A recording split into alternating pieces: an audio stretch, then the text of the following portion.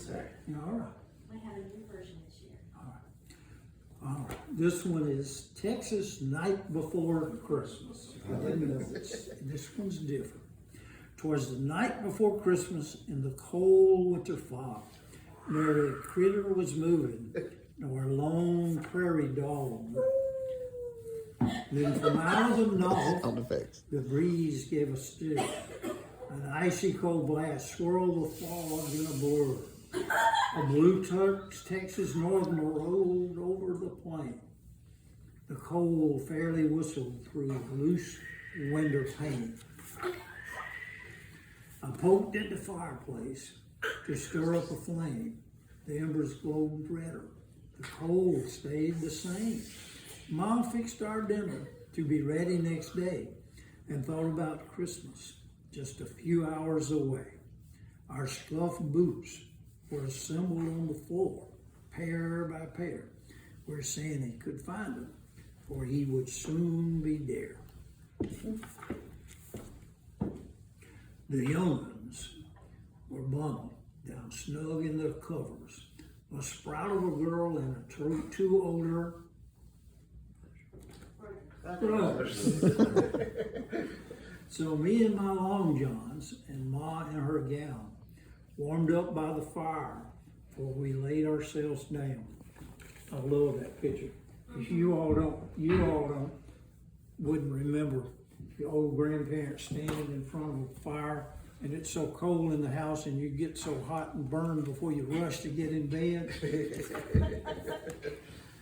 Then from out of the range there's such a ruckus. I ran to the window to see about that fuss was. Through the blue winter blizzard, a scene came to sight. I squinted to see, for there weren't much light. There, stomping and snorting and pawing the ground, were 8 scrounging longhorns stampeding around.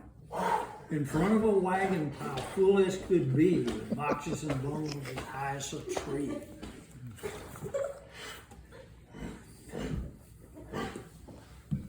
What the heck? We got some cheap sound effects. Then a bellering yell soon set them all straight from a fat little old ramrod who put fear in the ape. Hey, stop. Well, they weren't really scared. No harm would he cause, for the Longhorns' Ben Hacho was old Santa Claus. Oh, it's the Santa Claus. Sorry. He got their attention and called them by name. Hey, Leadfoot. Hey, Walleye. Get up there, Calhoun. Come on, Gimp. And Flop here. And Scarface. Start dragging. Get up, Sam and High Hips. Let's move them their wagon. Old Leadfoot, he bellowed and lifted his head, and straight on they trampled through Ma's flower bed. They laid the gate flat, and the clothesline went too. Nothing stood in the way as they flat-footed through.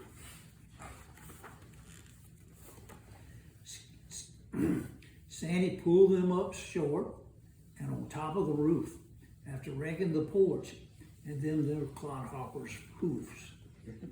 They rocked our sod shanty. The dirt shifted down, and then through the chimney, Sandy came with a bound. He was dressed all in rawhide with a Stetson on top. His big Texas boots hit the floor with a clop. He shook his great belly and stomped with each foot, which knocked off a shower of mud, ash, and soot. His eyes were both squinty, and his skin was like leather from too much exposure to that raw Texas weather. He looked, though, as a horseshoe, but I felt no alarm, because a wink of his eye showed me he meant us no harm. A feed bag of toys he flung from his back, and with nary a word he opened his sack. He filled up all the boots and piled them up high, and looked out the window and up at the sky. The cold Texan north still whistled and blew, but more young'uns were waiting. His work wasn't through.